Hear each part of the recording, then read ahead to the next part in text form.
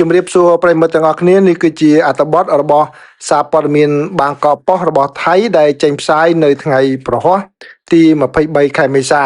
ខ្ញុំសូមបកប្រែក្រៅផ្លូវការជូនប្រិយមិត្តដូចតទៅគឺអត្ថបទនេះតាក់ទងជាមួយនឹងក្រុមប្រឹក្សាសន្តិសុខជាតិរបស់ថៃនឹងលុបចោលអនុសារណៈយោគយល់គ្នាឆ្នាំ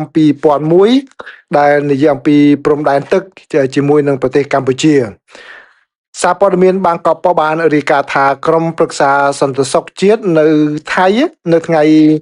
ប្រហ័សទី23ខែមេសាបានសម្រេចចិត្តបញ្ចប់អនុសារណៈយោគយល់គ្នា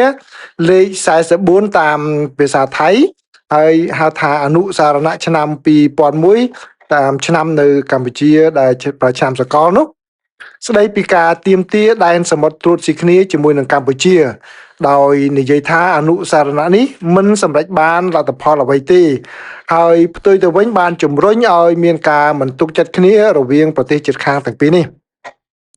អ្នកនាំពាក្យរដ្ឋាភិបាលលោកស្រីរ៉ាឆាដាថាណាឌីរ៉េកបាននិយាយនៅថ្ងៃប្រហ័សនោះថាក្រុមប្រឹក្សា NSC បាទក្រុមប្រឹក្សាសន្តិសុខជាតិនោះ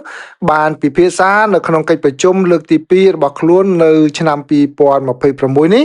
ក្រោមអធិបតីភាពរបស់នាយករដ្ឋមន្ត្រីនិងជារដ្ឋមន្ត្រីក្រសួងមហាផ្ទៃគឺលោកអនុធានឆាន់វីរកុលនឹងបានយល់ព្រមជាគោលការណ៍ក្នុងការលុបចោលកិច្ចព្រមព្រៀងនេះការសម្រេចចិត្តនេះនឹងត្រូវបញ្ជូនទៅគណៈរដ្ឋមន្ត្រីដើម្បីពិចារណាមុនពេលក្រសួងការបរទេសរបស់ថៃចាប់ផ្ដើមដំណើរការដើម្បីបញ្ចប់ជាផ្លូវការបានន័យថានឹងតាក់ទងជូនដំណឹងមកខាងភាគីកម្ពុជាអនុសារណៈយោគយល់គ្នាលេខ44ឬឆ្នាំ2001នេះមានបំណងណែនាំឲ្យមានការចរចាលើការទៀមទាដែនសមុទ្រត្រួតស៊ីគ្នារវាងប្រទេសថៃនិងកម្ពុជា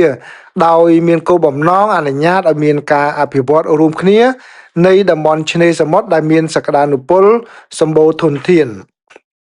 ទោះជាយ៉ាងណាក៏ដោយអ្នករិះគន់បានចង្អុលបង្ហាញជាយូរមកហើយអំពីកង្វះវឌ្ឍនភាពនិងការព្រួយបារម្ភថាកិច្ចព្រមព្រៀងនេះអាចធ្វើឲ្យបញ្ហាអធិបតេយ្យភាពកាន់តែស្មុគស្មាញ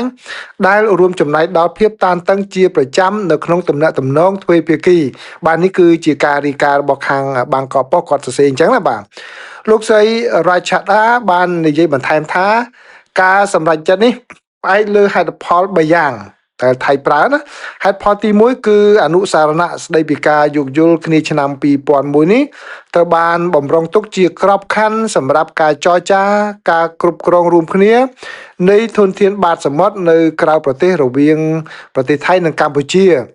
ប៉ុន្តែក្នុងរយៈពេលជាង2ទសវត្សរ៍មកនេះភាគីទាំងពីរបានជួបគ្នាត្រឹមតែ5ដងប៉ុណ្ណោះមិនបានឈានដល់កិច្ចព្រមព្រៀងដែលផ្ដល់ផលប្រយោជន៍ទៅវិញទៅមកនឹងបានធ្វើឲ្យចំនួនព្រំដែន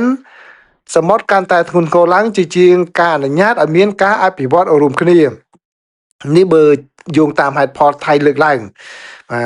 ហើយខ្ញុំបើកពុកកញ្ចក់បន្តិចកន្លែងហ្នឹងគឺបើតាមសេចក្តីរាយការណ៍កន្លងមកដូចជាមិនទាន់មានដែលមានទំនាស់ឲ្យផ្លូវសមុទ្រក្នុងពេលកន្លងមកជារឿងធំដុំនោះទេប៉ុន្តែថៃគាត់លើកឡើងអញ្ចឹងបាទរាយហេតុផលទី2ដែលថៃគាត់លើកឡើងគាត់ថាគឺការលុបចោលអនុសារណៈស្ដីពីការយោគយល់គ្នានេះគឺមានន័យថាបញ្ចប់ការចរចាក្រោមក្របខ័ណ្ឌរបស់ MOU នេះប្រសិនបើប្រទេសកម្ពុជានៅតែចង់បន្តការអភិវឌ្ឍរួមគ្នាគឺកម្ពុជាគួរតែបង្ហាញពីចេតនារបស់ខ្លួនដើម្បីឲ្យប្រទេសទាំងពីរអាចចរចាក្របខ័ណ្ឌថ្មីដែលអាចធ្វើទៅបានដែលជៀសវាងការបង្កចំនួនអធិបតេយ្យភាពចឹងបានចំណុចទី2នេះគឺជារឿងមួយយកមកដាក់សម្ពាធទៅលើប្រទេសកម្ពុជាថាឥឡូវបើចង់ចរចាអភិវឌ្ឍរួមគ្នាគឺត្រូវលុបMOU នឹងចោលបាទដើម្បីឲ្យមានការចរចាកុំឲ្យមានទំនាស់រីឯហេតុផលទី3ដែលថៃប្រើវិញបានបញ្ជាក់ថាភាពតានតឹងរវាងប្រទេសថៃនិងកម្ពុជាម្ដងហើយម្ដងទៀតក្នុងរយៈពេល25ឆ្នាំនេះគឺបានរារាំងទៅដល់វឌ្ឍនភាពនៃការអនុវត្ត MOU នឹងដោយសារការប៉ះទង្គិចនៅតែបន្តការចរចាដ៏មានអត្ថន័យលើការអភិវឌ្ឍរួមគ្នានៅក្រៅប្រទេសក៏នៅតែពិបាកលោកស្រីរ៉ាឆាដាបានបន្ថែមថាអធិភាពគួរតែសម្រាប់ភាគីទាំងពីរក្នុងការព្រមព្រៀងគ្នាលើព្រំដែនសមុទ្រជាមុនសិនអញ្ចឹងគឺអនុញ្ញាតរៀបចំផែនទីឲ្យច្បាស់លាស់សិនបន្តមកបន្តការអភិវឌ្ឍរួមគ្នាដោយស្មោះត្រង់ដោយការចែករំលែកផលប្រយោជន៍ដោយយុត្តិធម៌ แนะนำពីរដ្ឋាភិបាលរូបនេះបានបន្ថែមថាបន្ទាប់ពីរយៈពេល25ឆ្នាំដោយមានការចរចាត្រឹមតែ5ជុំប៉ុណ្ណោះហើយគ្មានសមត្ថភាពក្នុងការអនុវត្តគោលបំណងវាច្បាស់ណាស់ថាអនុសារណៈនៃការយោគយល់គ្នានេះមិនអាចនាំទៅដល់ការសម្រេចគោលដៅបានទេអត្ថិភាពរបស់វា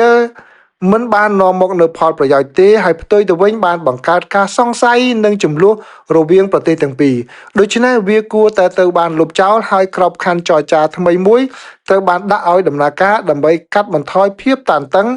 និងអនុញ្ញាតឲ្យធនធានត្រូវបានប្រើប្រាស់តាមរបៀបដែលមានផលប្រយោជន៍យ៉ាងពិតប្រាកដ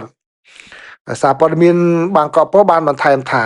នៅក្នុងសេចក្តីថ្លែងការណ៍គោលនយោបាយមួយទៅកាន់សភានៅថ្ងៃទី9ខែមេសាកន្លងមកនេះលោកអនុทิនបានបញ្ជាក់ជាថ្មីអំពីការបដិញ្ញាចិត្តរបស់ប្រទេសថៃក្នុងការដោះស្រាយបញ្ហាជាមួយប្រទេសកម្ពុជាតាមរយៈមធ្យោបាយសន្តិភាពនិងយន្តការទ្វេភាគីដែលមានស្រាប់ខណៈពេលដែលក៏បានបញ្ជាឲ្យមានការសិក្សាពន្លឿនដើម្បីជំរើសពន្លឿននៅជំរើសដើម្បីលុបចោលអនុសារណៈនៃការយោគយល់គ្នាឆ្នាំ2001ដែលជាវិធីសាស្ត្រដែលក្រុមប្រឹក្សា NSC គឺក្រុមប្រឹក្សាសន្តិសុខជាតិនេះបានគ្រប់គ្រងនៅពេលឥឡូវនេះ